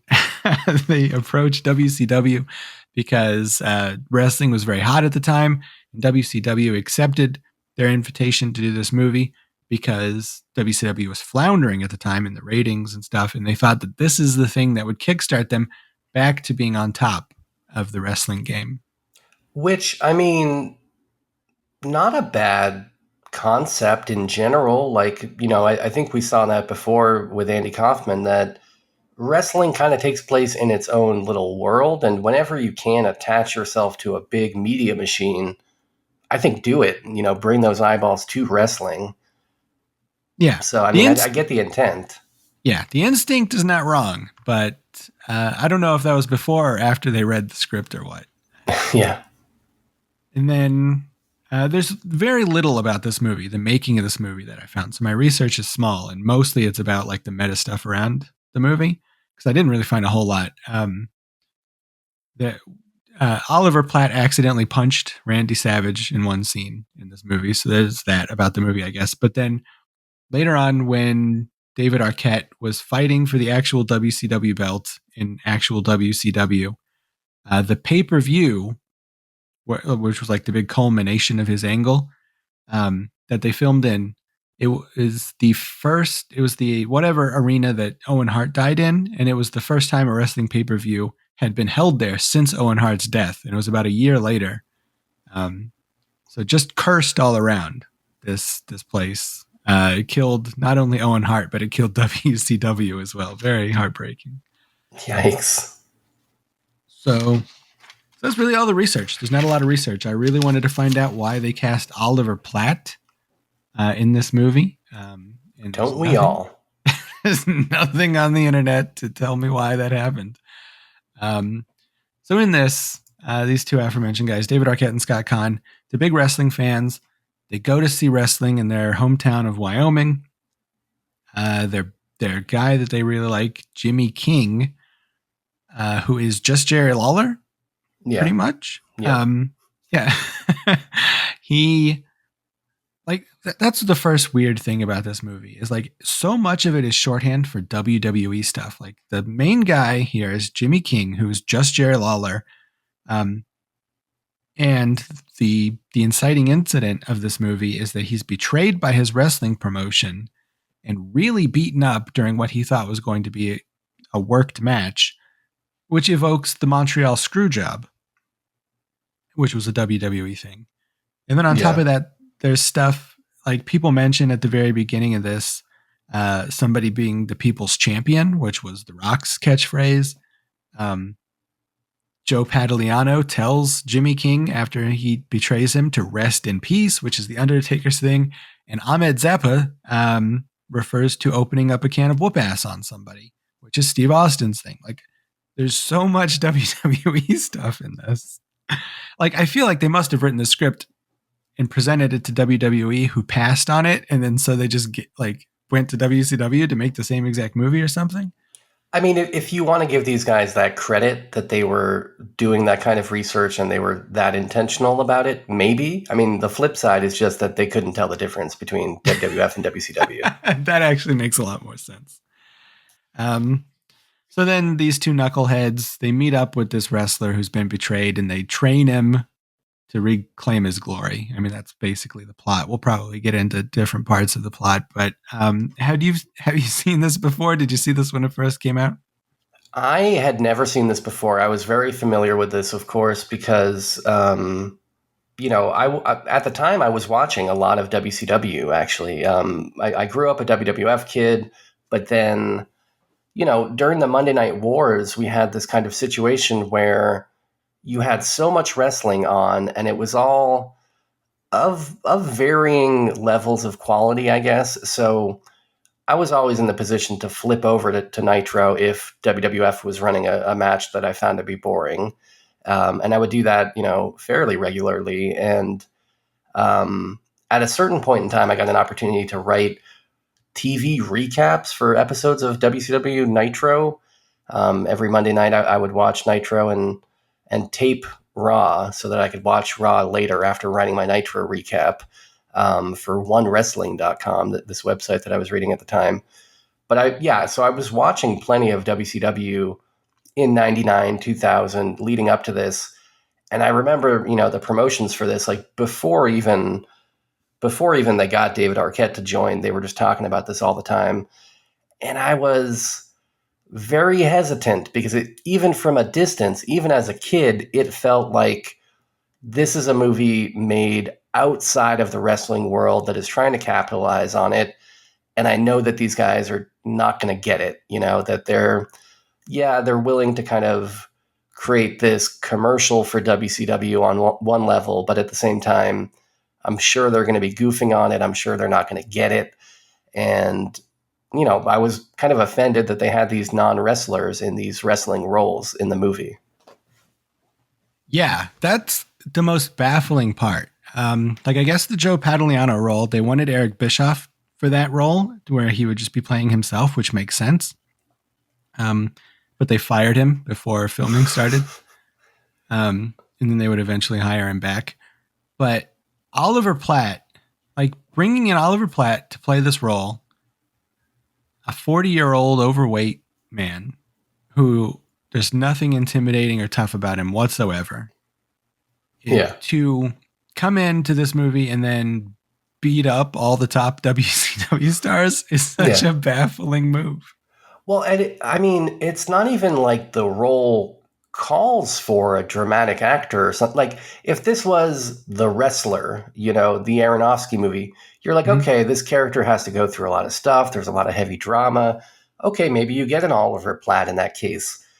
This is a goofy wrestling comedy that's primary feature, besides the quote unquote comedy that we get, is some fun in-ring action scenes, right? Like that's what people want to see from this movie. To cast Oliver Platt of all guys, to not even go for like an action hero guy, get a Bruce Willis or something. I don't know. Maybe that some kind of a guy like that would have worked. It is such a head scratcher. Yeah. This was around the time where they absolutely could have gotten, you probably can't get Schwarzenegger or something like that, but they could have gotten Jean-Claude Van Damme for this role easily. He wasn't doing much at this time. Totally. He would have been great for it, Even a Steven Seagal, even a stiff kind of, not great at acting actor. Just somebody who looks like they belong in a ring, Yeah, just someone with a slight amount of muscles, somebody that you don't have to put a long sweatshirt on, like they do with Oliver Platt. It's shocking. I couldn't find any reason why they thought he was the go-to guy. And not to make too much fun of this dude or anything like that, but I guess hiring this guy to play a wrestler, they kind of invited, but Chris Kanyon, the wrestler, was his body double during the movie and did all the bumps and stuff. And he referred to having to put on the wardrobe to do the stunt double stuff as putting on a fat suit. I guess he said that in front of Oliver Platt at one point, and that really made him mad, according to my patented research. So that's some good research right there. Why, thank you. But yeah, it is a shocking piece of casting. Maybe the worst casting I've ever seen in a movie. Because he doesn't do the jokes well either. He's not a comedic actor necessarily. I don't know a lot about this guy. What's he been in? I don't know. He's been in some stuff. He's been in a lot of, he's just a kind of nondescript character actor. I don't even know what he's about. I don't know what he's known for, but I think he's known for having the name Oliver. He's one of the last remaining Olivers in our culture, I guess. That could be. He's been nominated for 4 Primetime Emmy Awards. Okay. Yeah, that seems like his speed. Yeah, I don't know for what. Not for this. Not for this. So that's really, really strange. And then also he comes out and his big, reveal, I guess, when these two guys are at the show and he comes out to do his match. He comes out and his whole thing is the king. He's the king. And he comes out and he raps and does the Run DMC, sucker MCs thing. That's his thing that he does, I guess, to get the crowd going, which is very strange. And And then he proceeds to threaten to rape Diamond Dallas Page. Oh. Before the match, which is also kind of a weird thing to do. Oh no, just guys being dudes. It is just guys being dudes. So yeah, I'm not entirely sure what his gimmick is. He's the king who raps and rapes, I guess, is his whole thing. So, and then like, here's another way that this movie messes up is like, they do like a Montreal Screwjob sort of a thing where this guy, the king, he thinks he's going into a normal wrestling match, but he gets betrayed by these guys and actually beaten up. And then they tell him to leave. You know, they're done with him being in the company, which doesn't make sense because he's the most popular wrestler in the world. So I don't know why they would be sick of him, but like, so they do that. But then, so you think that the whole movie is going to be about this guy who like about wrestling becoming real, you know, like it starts out and they recognize that it's fake and scripted. And then to get back to where he was, he has to really beat these guys up. But I don't like the movie keeps going back and forth on whether or not it wants to acknowledge what is real and what is fake. Cause like in order to train, he goes to a professional wrestling trainer who's like based on Stu Hart to learn how to do professional wrestling, which we've established is fake. And for his posse, he gets a bunch of like professional wrestlers. So it's like, I just don't even understand what the conceit of this movie is. Like, were you as baffled as me? It's very strange. Yeah. I mean, I don't think that this movie knows what it's trying to say in that area. I couldn't make sense of it either. Like, if it was going to be real revenge that you're trying to enact, would you wait for like the main event of like a live pay-per-view card? Like, you're committing crime. Like, maybe they're crimes of vengeance. You know, maybe your revenge is justified, but you're committing crimes live on TV now. You know what I mean? Yeah. Like, once they've trained a little bit, like they infiltrate a taping of WCW, at which point the king beats up DDP and pins him, which I've not like why he thought that just beating a guy up in the backstage area and pinning him would like do anything. I'm not sure. But then Joe Pantoliano's like, no, you know, this doesn't count. You can't pin a guy in the backstage area. So what we're going to do is at the pay-per-view, we're going to have a big match where if you win, you not only get the belt, but you get $1 million.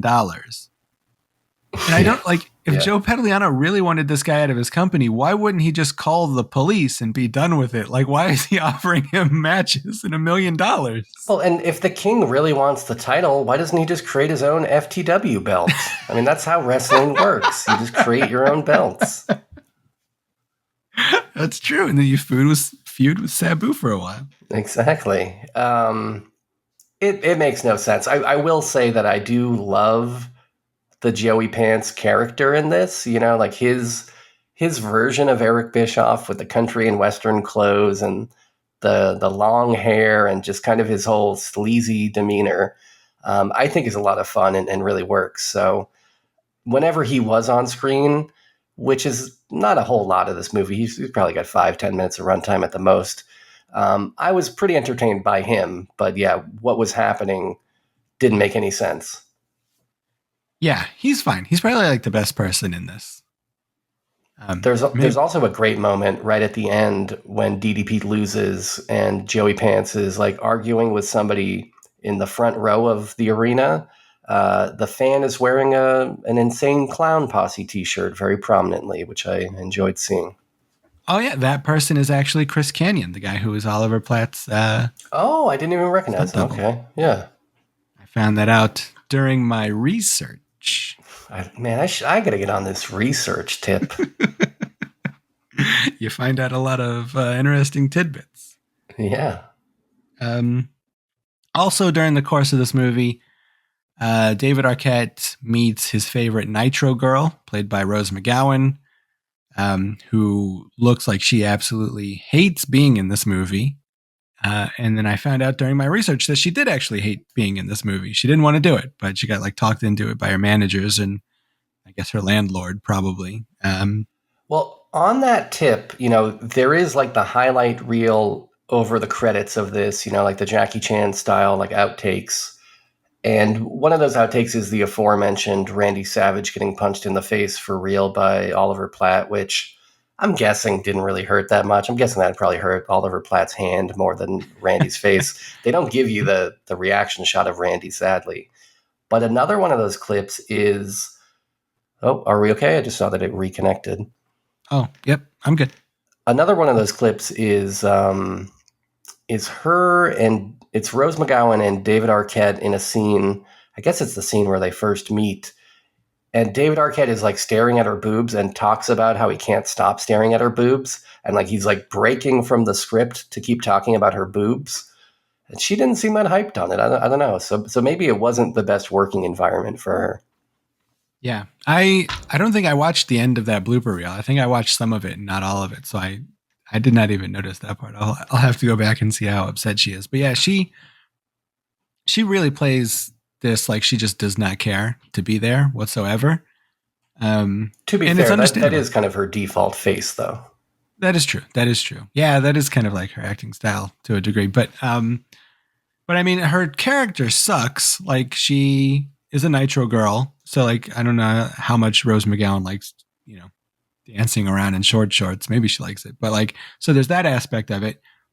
And then she just like falls in love with David Arquette for no reason and has to like pretend that his horrible like screeching is like charming. And then it's revealed that she's a bad guy. And then so people beat her up for a while. Like her comeuppance is like getting hit with a ladder in the climax of the movie.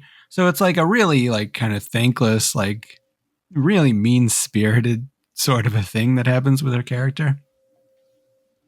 But she's damn attractive. She's very cute in this. Also, it's weird that she's probably these two actors, Rose McGowan and David Arquette, are probably both best known for Scream, where they play brother and sister. So it's kind of weird that they're doing sex in this movie. And then, I don't know, is there anything that happens in the middle of this movie that you find interesting or like want to talk about? Because like outside of the meta-ness of this movie, like there's not a lot to talk about. Like the actual movie itself is like so bland and shitty that it's, I don't know. Is there anything interesting that happens in these 147 minutes? Well, I mean, most of it is kind of just like a half-assed attempt to do like a Bill and Ted's or I got like a Dude Where's My Car vibe from these two leads for a lot of this movie. Unfortunately, not nearly as likable as the Dude Where's My Car guys, which to me, I didn't even really like those guys that much this last time I watched it. So I think that's saying something.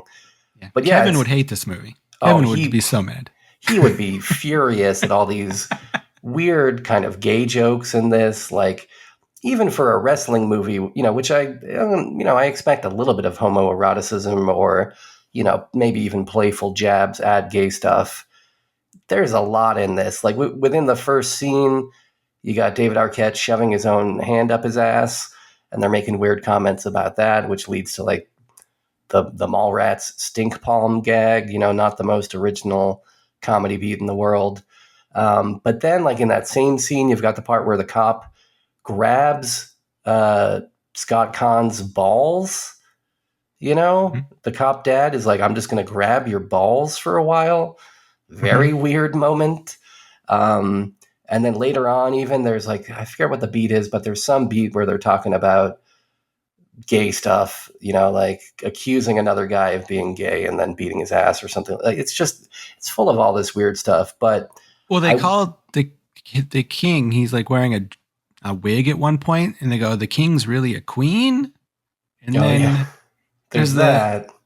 And then there's another scene where there's like a nerdy girl who likes Scott Caan, and he says he can't date her because she's just one of the guys, and that would be gay. Yeah.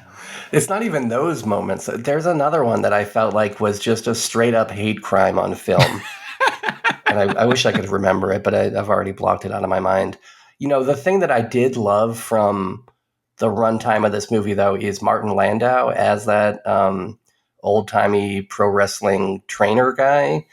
You mentioned he's kind of like a Stu Hart type. I also felt like there was kind of shades of Freddie Blassie in there, but he's got this devilish grin, Martin Landau, in this role. And he seems to be having the time of his life. I feel like he might be the only guy other than David Arquette who probably is always having the time of his life. But the only guy in this that seems to be having fun and knows the kind of movie that he's in, I feel like. Yeah, other than that, man, this movie is a slog. I did like that we got to see the Nitro girls. I also like that we saw the famed rapping Granny from The Wedding Singer is in this. Mm-hmm. She calls DDP a punk bitch at one point. But that actress, Ellen Albertini Dow, she's in it. She's great. John Ennis from Mr. Show is kind of briefly in this. He enters the movie by coming out of a carnival porta potty. And then I think he shows up like briefly again at the end. I don't even know what his character was in this, but he is in this. I think he's got like 2 lines. Mean Gene's in this too. We get that half-second clip of Mean Gene smiling and doing disco dancing, which I thought was one of the great half-second clips in movie history. And Mean Gene's just a guy that I love, man. I love his voice. I've always loved his voice. Probably got the best broadcast voice in history.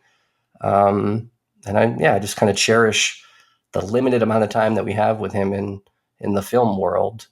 What else is in this? Oh, there's a cool dairy building in this. If you are a fan of California drive-through dairy buildings from the mid-century, there is one in this, the Driftwood Dairy Building in Whittier. It's one of my favorites. I've been there multiple times just to see the building and its drive-through dairy structure. But that's the scene after which they, after they're hanging out with the nuns and they're talking about how many times did you fart in that van. That's at the Driftwood Dairy, cool building. But yeah, I mean, ultimately this movie is very hollow and I'm not really sure that they knew how to spend their money properly. Like there's an action scene in this that involves like 2 giant real ass trucks crashing on a highway somewhere. They're skidding across the highway, throwing sparks up into the air. Looks like a pretty expensive scene, but it's not like in service of some like thrilling action moment. It's just to set up a poop joke that doesn't even land. And like, that's like a lot of this movie is like, I feel like they're putting in a lot of effort towards things that maybe you didn't need to put that much effort into. Like, I'm guessing that they also probably paid a premium price to land the Shermanator, hot off his role in American Pie. This is like a year after that. You probably could have got any redhead kid to play that role, but no, they wanted to pony up the dough for the Shermanator. But yeah, overall, this sucks. The 2 leads are fucking awful. Oliver Platt's also really bad. And it's a bummer because I think coming into this show, I would have said, you know, I don't have strong feelings about Oliver Platt, but I think he's probably a good actor is probably what I would have told you. And David Arquette's a guy who I know everybody hates, and I know nobody wants to see a movie where he's the lead. And I don't necessarily even want to see that either. But I also feel kind of bad for the guy. And so I've always kind of given him like the benefit of the doubt. Like he's kind of like to me, he seems like well-meaning, even though nothing he does ever works for me.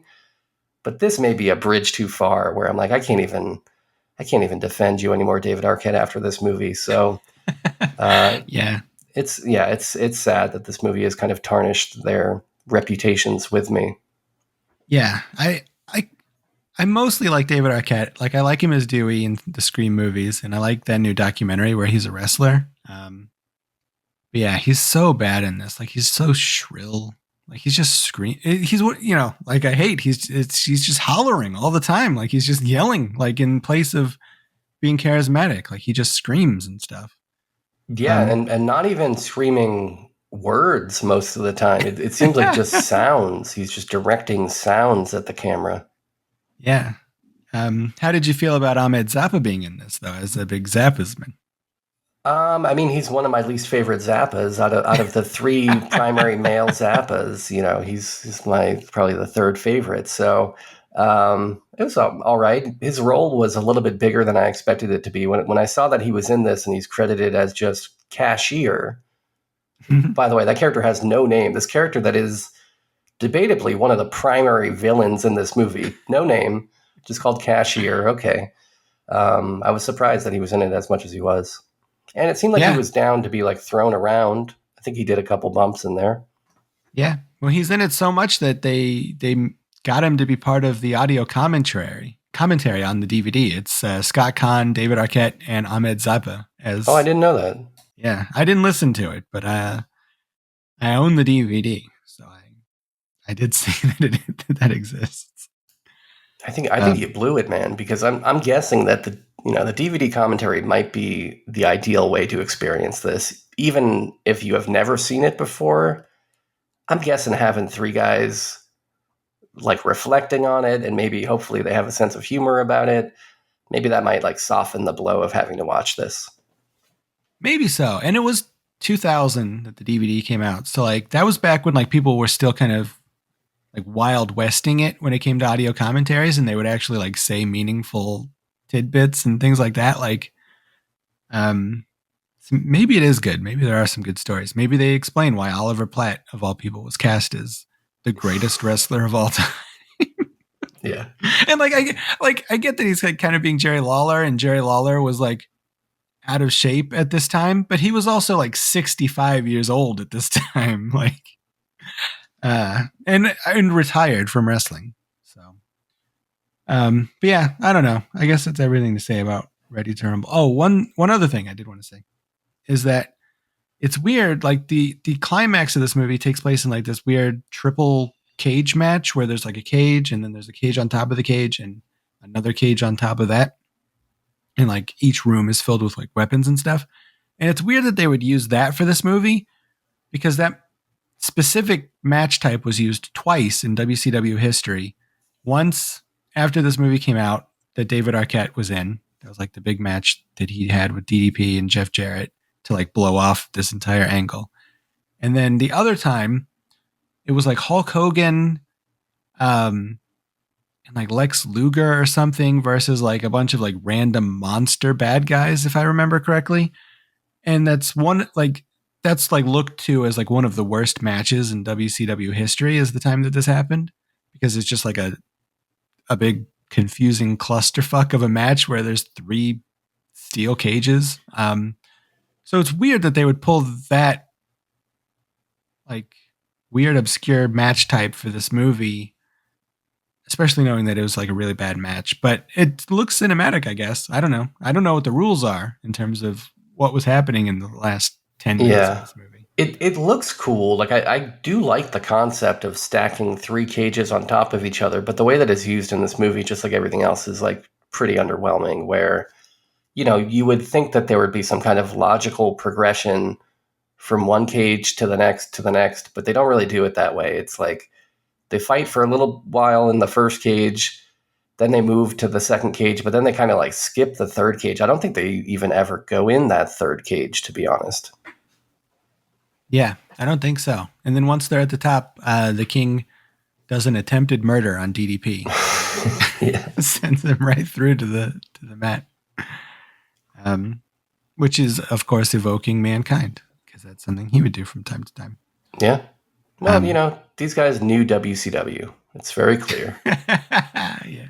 I will say, I don't fully regret watching this because, you know, as a fan of wrestling from that time period, it was kind of cool to see these guys, you know, like on higher definition cameras, I guess. You know, like it's cool to see more pixels on Sting's makeup or whatever, you know? Yeah. I mean, this is the only movie in cinema history where the Deus Machina ending is Disco Inferno coming to save our protagonists. So it is worth watching for that. Yeah, absolutely. But I think that wraps it up for this discussion. I know next week we are going to be back with Kevin, and we're going to be discussing 3 movies that I'll pull up soon. But what in 2 weeks will we be talking about? And I do want to mention I guess not. I was going to say that when the next episode that we do is going to be in May, but maybe not. Or maybe it is. I don't know. But that's a lot of power to have. Which one of us is picking the first movie of May has the opportunity to set the theme for the entire month. Like, you could pick an anime movie And then you've set the entire theme for the month. So it's a lot of power. So I don't know if that's the case or not. I don't have my calendar in front of me.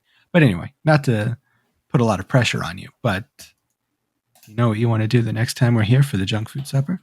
Well, let's look at this calendar because I feel like that kind of pressure is pressure that I was not aware of. So on my calendar, I've got this as recording. The next one we're going to record on the 25th, and it should come out around the 29th. Okay. So I feel like I'm not going to partake in this pressure that you're trying to squeeze upon me. I'm backwards. I don't understand our schedule. I thought it was the last week of April that we're going to have with Kevin, but it's not. It's like, we're not doing it that way. It's every 4 weeks we get Kevin. Yeah. Every 4 weeks, not the last week of the month. So yeah, so never mind. So I'm all mixed up, but because we're not planning things out when it comes to movies that we pick on the junk food supper, I feel like, I mean, aside from like Schlocktober, I guess we'll probably be beholden to. But yeah, whoever, if you wanted to do a primate month, you have the power to kind of nudge things in that direction with the first pick of the month, which I think is interesting, which I was thinking about today. So anyway, I guess that's all moot since. Yeah, it's all moot because that will be your power to wield the following week, I guess. But if you do want to do an animated month, I'd be down. I actually have a pick here on my short list that is animated that I'm not going with because I don't have this power. But if I did have this power, I would have went with Shrek Retold. Do you know about this? No, I don't know. Do you know about Shrek Retold? No. Came out a few years ago, maybe 5 years ago or something. And what it is somebody took the original Shrek movie and they hired, or not hired, but they collected like 100 of their best friends who do animation of some type. And basically the movie it's the soundtrack to Shrek, like the actual, dialogue and everything, but it's been reanimated by like 100 different people in like 100 different styles. So every couple minutes, it'll just completely change styles to look like some other dude's animation style. It's Shrek Retold. I have heard about this. There's also a RoboCop movie like this and a Night of the Living Dead movie like this. Well, none of those have Shrek, though, so they sound far less interesting to me. But True. that's not going to be my pick. I'm also not picking Jacques Tati's Mon Oncle because, I don't know. It's on my short list because that's how angry you made me with this pick, and I figured I would return the favor. But no. I didn't mean to do it. I thought that we would have fun. I know genuinely you did, yeah. thought we would have fun. It was all in good faith. But what I am going with is a movie that features Mean Gene Okerlund. We talked about him before. I love seeing this guy. I was so jazzed to see him on screen watching this movie this week. And I went to IMDb and I noticed, outside of the wrestling world, guy was only in 4 movies. And we have now reviewed 3 of them on JFD. So I think we need to close out the Mean Gene Okerlund filmography properly because we've already done No Holds Barred, I believe, right? We did that, right? Yep. We've done Ready to Rumble. We've done The Time Master. If you remember, he was in The Time Master. Who could forget? And the only one left that we haven't done is Leslie Nielsen in his prototypical Dracula Dead and Loving It attempt, Repossessed, the 1990 movie Repossessed with Linda Blair and Leslie Nielsen. All right. Okay. All right. Did you ever see this Exorcist parody that has a movie poster that is exactly the same as the Naked Gun poster, except Leslie Nielsen's wearing a priest costume? I've seen bits and pieces of it. They used to show it on Comedy Central a lot. So I've probably seen 20% of this movie. Yeah, I think I'm in the same kind of a boat where I've seen bits and pieces of this. I'm sure it's going to be terrible. Like it's probably going to be real bad. But I also feel like a Leslie Nielsen, Linda Blair movie with Mean Gene Okerlund, that's something we got to see and review on this podcast, right? Yeah. I mean, it'll be nuts. It'll be crazy. Besides, it's Linda Blair. Yeah, exactly. And freak reference, I mean. We all know what she starred in. Yeah. And or didn't star in. Exorcist II, The Heretic. Okay. I'm excited. Yeah, and kind of a sidestep away from wrestling so that the show doesn't become only a pro wrestling podcast. But, in a way that it's still connected, I guess. Yeah. Well, Mr. Bryan had questions about wrestling, and he's the main listener right now. He's got the heavyweight championship belt for listening. So if he's happy with wrestling, then I think we did a good job. But yeah, it will be nice to get some fresh stuff to talk about. I don't know how many times I can mention Buff Bagwell. You love that funny hat that he would wear, though. He had that Cat in the Hat style hat. That was a good hat. Actually, I could talk about him a little bit more. He's in some Andy Sedaris movies, so we probably will talk about Buff Bagwell more in the future. But as that'll be 2 weeks from now that we talk about Repossessed. Next week, Kevin will be here. Kevin Moss. He's a young up and comer. He will be joining us to talk about The Blob from 1988. Smoking causes coughing from this year. It just came out. And The God of Gamblers from 1989. So that will be an exciting one. I'm excited for the two of those movies I've heard of, at least. And so until next time, check us out on Patreon, patreon.com/junkfooddinner. Also, by the time you hear this, there will be a bonus segment up, possibly two. I do want to do another Hot Chicks podcast because Easter just happened, and that's a good time for chick tracts. I fell off by not doing it over the weekend, but there'll be some bonus stuff up there soon. And you can donate. There's a lot of stuff there to look at. A lot of old bonus episodes if you want to donate a couple of dollars.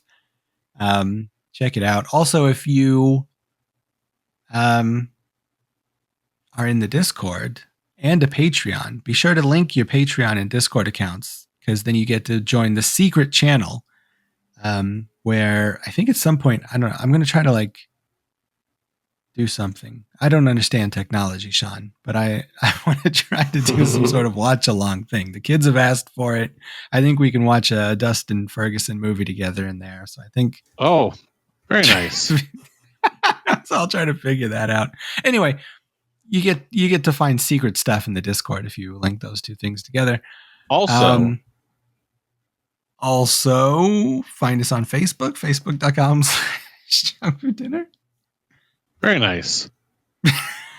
All right, then. All right. Also email us at jfdpodcast@gmail.com. Also,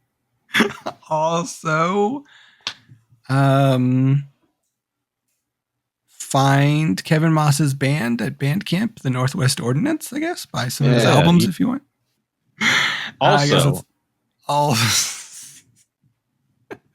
There's no and then. No and then. Also. No and then. Until next week, this is Parker for Sean saying thanks for having fun.